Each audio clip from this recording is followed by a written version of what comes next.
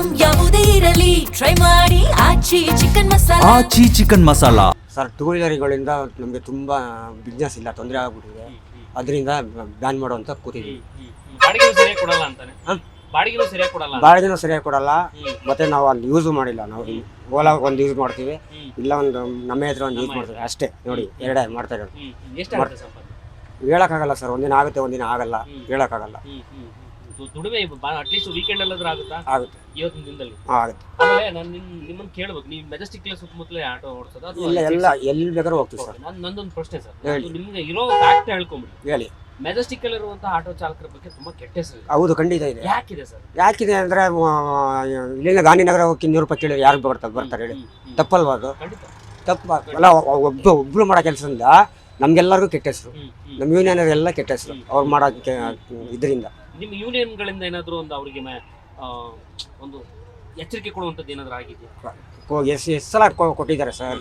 ಕಸ್ಟಮರ್ಗಳೇ complaint ಮಾಡಿದ್ದಾರೆ, ಆದ್ರೂ ಅವ್ರು ಬಿಡಲ್ಲ ಅಂತ. ಇವಾಗ ನೋಡಿ, ಅಲ್ಲೆಲ್ಲ ನಿಂತ್ಕೊಂಡಿದ್ದಾರೆ, ಅಲ್ಲಿ ಹೋಗಿ ಕೇಳಿ ನೋಡಿ ಅವ್ರು ಎಷ್ಟು ಕೇಳ್ತಾರೆ. ಅವರೆಲ್ಲ ನೋಡಿ, ಅವರೆಲ್ಲ ಅದನ್ನೇ ನಾವು ಹೇಳಕ್ಕಾಗಲ್ಲ. ಆಟೋ ಇಂದ ಇಳಿದು ಯಾರು ಆಚೆ ಹೋಗಿರ್ತಾರೋ ಅವ್ರೆ ನಾವ್ ಎಲ್ಲಿ ಕರೆದ್ರು ಹೋಗ್ತೀವಿ ಸರ್. ಇಸ್ಕೊಡಿ ಅಂತ. ಹೌದು. ಆಮೇಲೆ ಕೆಲವೊಂದು ಟಾರ್ಗೆಟ್ ಮಾಡ್ತಾರಂತೆ. ಸೊ ನಾರ್ತ್ ಇಂಡಿಯಾದಿಂದ ಬಂದವ್ರನ್ನ ಅಥವಾ ಮುಖಭಾವನೆಗಳನ್ನು ನೋಡ್ಕೊಂಡೆ ಅವ್ರ ಗಾಡಿಗೆ ಜಾಸ್ತಿ ಹೆಚ್ಚುವರಿ ಕೇಳ್ತಾರೆ. ಹೌದು, ಖಂಡಿತ ಹೌದು. ಹಾಗಾದ್ರೆ ನಿಮ್ಮಂತ ನಿಯತ್ತಾಗಿರೋ ಆಟೋ ಚಾಲಕರ ಕೆಟ್ಟ ಹೆಸರು ಅನ್ನೋಂಥದ್ದು ಆಗಲ್ವಾ? ಆಗುತ್ತೆ ಸರ್. ಈಗ ಒಬ್ರು ಮಾಡೋ ತಪ್ಪಿಗೆ ಎಲ್ಲಾರ್ಗು ಕೆಟ್ಟ ಹೆಸರು.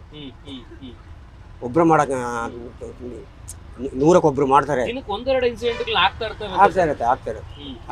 ಮನೆ ಯಾವ್ದೋ ಒಂದು ಸೋಷಿಯಲ್ ಮೀಡಿಯಾದಲ್ಲ ನೋಡ್ತಾ ಇದ್ದೆ, ಇದರಿಂದ ಕತ್ತಿ ರೂಪಾಯಿಗೆ 700 ರೂಪಾಯಿ ಕೇಳಿದ್ದಾರೆ. 700 ರೂಪಾಯಿ ಕೇಳಿದ್ದಾರೆ. ನೋಡಿ ಹೆಂಗ್ ಸಾಧ್ಯ ಅಂತ. ಹೆಂಗಿರುತ್ತೋ ನೀವಾಗಿದ್ರೆ ಎಷ್ಟು ಕೇಳ್ತಿದ್ರಿ ಸರ್? ನಾವಿಲ್ಲ ಸರ್, ಮೀಟರ್ ಹಾಕೊಂಡು ಹೋಗ್ತೀವಿ. ಎಷ್ಟು ಆಗ್ಬೋದು ಕತ್ತಿ ರೂಪಾಯಿಗೆ? ಏನು ಇಲ್ಲಿಂದ ಒಂದು 160 180 ರೂಪಾಯಿ. 200 ರೂಪಾಯಿ. ಒಂದು 50 ರೂಪಾಯಿ ಎಕ್ಸ್ಟ್ರಾ ಕೊಡಿ ಅಂತ ನೀವು ಬಾಯ್ಬಿಟ್ಟು ಕೇಳ್ಬೋದು. ನಿಮ್ಗೆ ಏನೋ ವಾಪಸ್ ಒಬ್ಬನೇ ಹೋಗ್ಬೇಕಾಗತ್ತೆ, ಅದು ಬಾಡಿಗೆ ಸಿಗಲ್ಲ. ಒಂದು 50 ರೂಪಾಯಿ ಎಕ್ಸ್ಟ್ರಾ ಕೇಳ್ಬೋದು ಸಾಮಾನ್ಯವಾಗಿ, ಅಷ್ಟೇ ಅಲ್ವಾ? ಏನಕ್ಕೆ ಸರ್ ಕೊಡ್ಬೇಕು? ಎಕ್ಸ್ಟ್ರಾ ಏನೋ ಕೊಡ್ಬೇಕು ಹೇಳಿ? ಇರೋದೇನಕ್ಕೆ? ಬಾಡಿಗೆ ಸಿಗುತ್ತೆ. ಎಕ್ಸ್ಟ್ರಾ ಏನೋ ಕೊಡ್ಬೇಕು? ಕಸ್ಟಮರ್ ಪ್ಯಾಸೆಂಜರ್ ಹತ್ರ ನಾವೇನಕ್ಕೆ ಇದು ಮಾಡ್ಬೇಕು ಹೇಳಿ? ಅದೆಲ್ಲ ತಪ್ಪು, ಅದು ಮಾಡಬಾರ್ದು. ಓಕೆ, ಈಗ ಇಲ್ಲಿ ಮೆಜೆಸ್ಟಿಕ್ ಅಲ್ಲಿರುವಂತಹ ಆ ರೀತಿಯಾದ ಆಟೋ ಚಾಲಕರಿಗೆ ಏನ್ ಸಂದೇಶ ಕೊಡ್ತೀವಿ? ದಯವಿಟ್ಟು ಜಾಸ್ತಿ ಪ್ಯಾಸೆಂಜರ್ ಹತ್ರ ಜಾಸ್ತಿ ಕೇಳಬೇಡಿ, ಹಂಗಂತ ಹೇಳಕ್ ಇಷ್ಟಪಡ್ತೀನಿ. ಅವರಿಂದಲೇ ಒಂದು ರೀತಿಯಾದ ಕೆಟ್ಟ ಹೆಸರು, ಅವರಿಂದ ಹಾಗೆ ನಮ್ಗೆಲ್ಲರಿಗೂ ಕೆಟ್ಟ ಹೆಸರು.